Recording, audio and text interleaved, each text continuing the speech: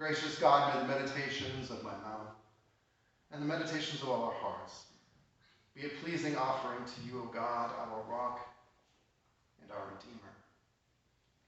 Amen. One thing that I think is important to be keeping in mind when we read the story of Abram today is one that our kids kind of hinted at, and that is the importance of belonging.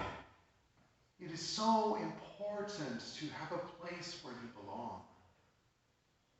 We all know that food, shelter, and clothing are necessary in order to survive. But we humans need something more than that. The US psychologist Abraham Maslow has his famous hierarchy of needs. I know some of you in education are familiar with that. Maybe some others are as well. Basically, what Maslow did is he created this pyramid of needs. He said that there are lower needs that you have to meet before you can meet those higher needs. The lower needs need to be met before the higher needs can be met.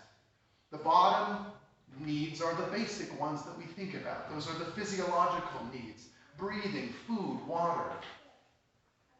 But the next need is for safety. And that deals with employment, resources, family, health, and property. But then the next level up is love and belonging. And that's where friendship and family are. The next two steps are esteem and self-actualization. I won't get into all that fancy stuff because I'm already spending more time on this than I intended. But suffice it to say that there are a certain hierarchy of needs. And you have to meet the basic ones before you can move up. You can't be worrying about belonging when you don't have enough food to eat. On the other hand, you can't be worrying about self-actualization if you don't belong anywhere. So you have to meet these needs in the order that they come up in the hierarchy. And it's not easy for us to get to that top tier. But one of the commentaries that I was reading about the text for today actually likened this passage to Maslow's hierarchy of needs, and that's why I'm going off in this little tangent here. It's not really a tangent, because that's exactly what today's reading is about. It's about more than just meeting your basic needs. It's about moving up that hierarchy of needs so that you can actually achieve great things, so you can expand your life and be a blessing to those around you and ultimately to the whole world. Nothing grandiose about that. Now, as I mentioned earlier, I'm using the narrative lectionary right now. Normally our pastors and our guest pastors have used something called the Revised Common Lectionary. But over the summer, I changed things up and used the narrative lectionary instead. The narrative lectionary runs from the Sunday after Labor Day until Pentecost in the springtime. The summer has optional sermon series, which you know something about. Those sermon series I used this past summer were from the narrative lectionary. Each year starts near the beginning of the Bible in the Old Testament, and then at Christmas it shifts over to the New Testament. It then focuses on one of the Gospels each year. This year we will be learning about Matthew. The narrative lectionary tries to give the congregation a sense of the story of the Bible, the overall arc from creation to restoration at the end. So the idea is to start with creation, move through the fall, go through Israelite history and learn about the prophets, and then come to Jesus and the early church. And every year we try to go through that whole movement. Now this year we started with the story of Noah's Ark. You probably don't remember that though, because that was last week and we had the puppet show instead. But I just preached Noah's Ark not that long ago, so I'm sure you remember everything I said. So we're good. But today's reading is the second one for the year. And it's the call of Abram. In this particular passage, blessing plays a big role. If you had been reading through Genesis up until this chapter in chapter 12, you would have been reading a lot about curses. Because from chapter 2 to chapter 11 is all about curses that human beings end up stuck in. It is a downward spiral for humanity and God's created world. Humanity is under a curse.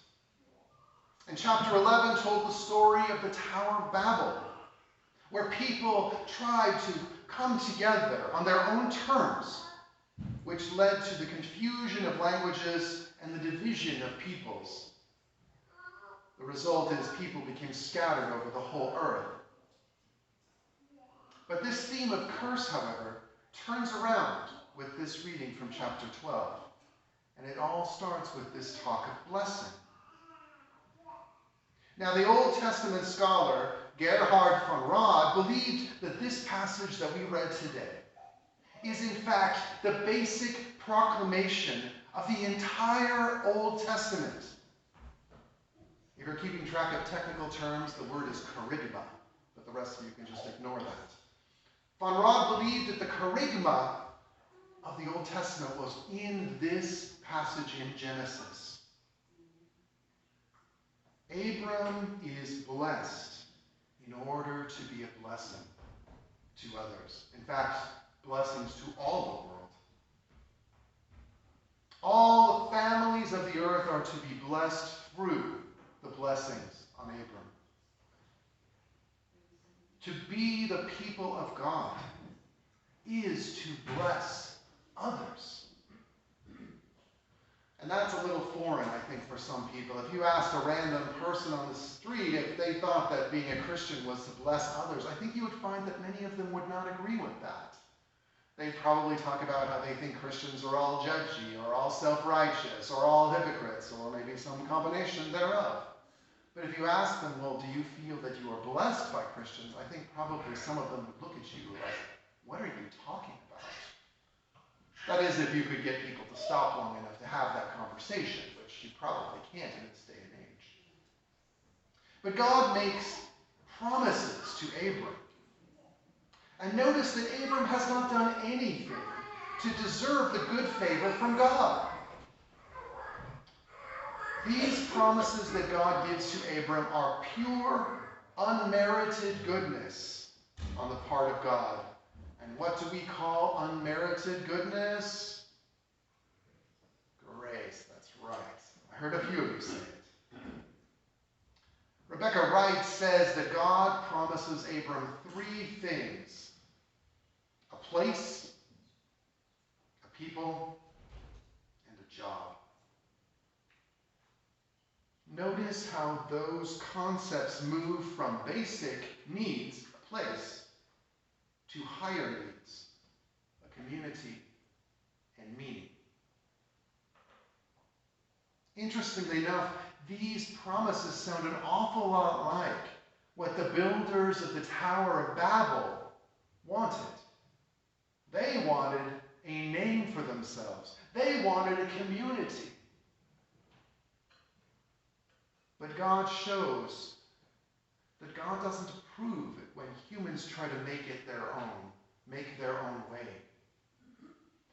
Abram will receive those very things because he accepts them as gifts of God. We all have our needs: security, belonging, faith, community. Abram was told to leave his extended family, which is pretty hard to imagine. After all, in that day and age, your extended family, your tribe, was your social safety net. There was no Social Security back then. And he was already 75 years old. So the next time someone who's under 75 tells me how old they are, I'm going to remind them that at 75, Abram left his homeland and traveled hundreds of miles away. No, I'm just kidding. I'm not going to actually say that. Guilt doesn't really work very well. Sadly, I've learned that from experience. But Abram is being asked to leave his extended family. Those are his people. That's his identity. That's where he belonged.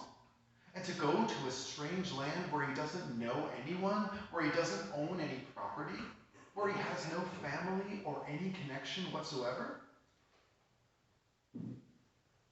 But God promised him something better. All Abram had to do was to let go. Now, it's important to remember when we talk about blessing that it is always about blessing to be blessing to others.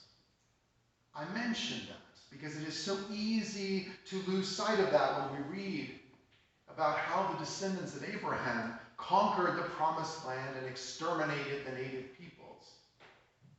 Our calling is to be a blessing to others. On the TV or on radio, you'll hear all sorts of TV preachers talking about being God's promises and becoming rich and healthy and happy. But how often do they talk about the point of that is to be a blessing to others?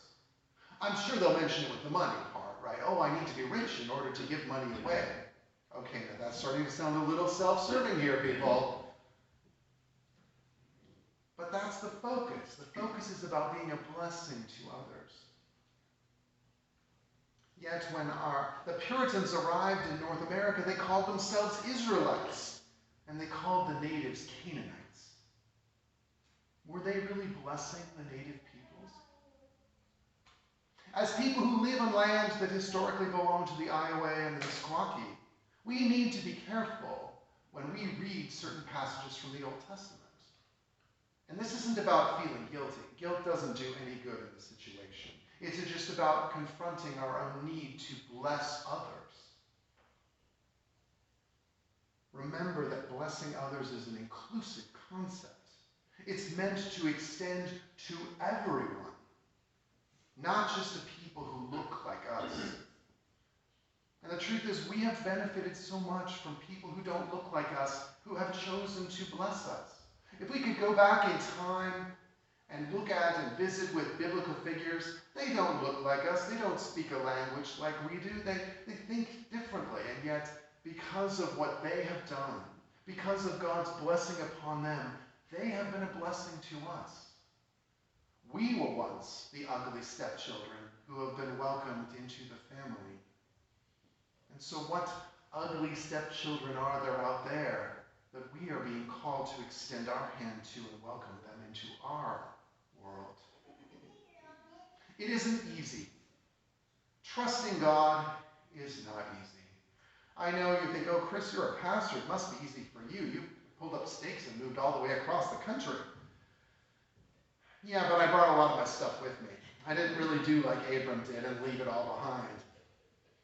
And as you know, about a month ago, my parents came to visit me, and bought me a lot of meals too. So I haven't really ripped up stakes and moved away. But trusting God, letting go is hard. We live in a world where our possessions, our families, our country are our source of security. But God is calling us all of that into question by reminding us that God has something bigger in mind for us. When we talk about family, we realize that God has a much bigger family in mind for us.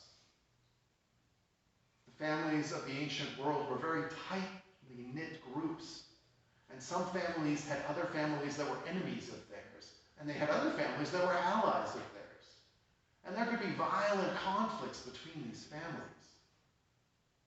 But in our world, in God's world, all of the human people together form one family. Here at Bethany, we are a great example. We come from all sorts of different German backgrounds. That was supposed to be a joke.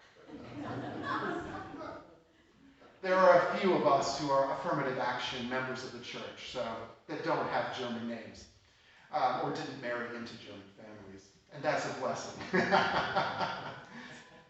But even within our largely homogeneous Northern European ancestry, we still come from very different walks of life. We've got farmers, we've got retired folk, we've got teachers, We've got people, I'm still not sure what they exactly do. They seem to do everything. And everything in between. And yet we come together on Sunday morning and become one family together. We are all age groups, from young children running around to those of us who wish we could run around like that sometimes. And this is a unique place for us. But it requires us to kind of put away some of those expectations, put away some of those assumptions that we make about community. Because we are a community here. Being part of Bethany is about being a part of God's family. It's about being part of this movement that is being blessed by God in order to bless others. And that is the precious gift that we bring, not just to ourselves by being blessed, but to those around us. It isn't easy, because sometimes we have to let go of those things that we cling to. Sometimes it might involve cutting off some members of the family who just won't accept us for who we are. Sometimes it requires us to turn our values and expectations upside down because we realize that God is calling us to something bigger than we could imagine. And that's not easy. I really wish that God would keep things the way I think they should be. And maybe some of the rest of you feel that way sometimes too. God has this annoying habit of breaking open my expectations. I really have had many conversations with God, but I don't think God is going to change God's behaviors because I have a problem with it. It's about letting go of our expectations and not falling off the pulpit. I have been dreading that for so long, and now it finally happened. And I imagine some of you have probably been going, he's going to fall one of these days, and I'm going to be there that Sunday. Well, you can tell it finally happened. Blessing, though, is about blessing others. Let us follow in the footsteps of Abram, so that knowing that we are blessed by God, so that we can be a blessing to others. And we go to this new country, to this new people, and build something new together.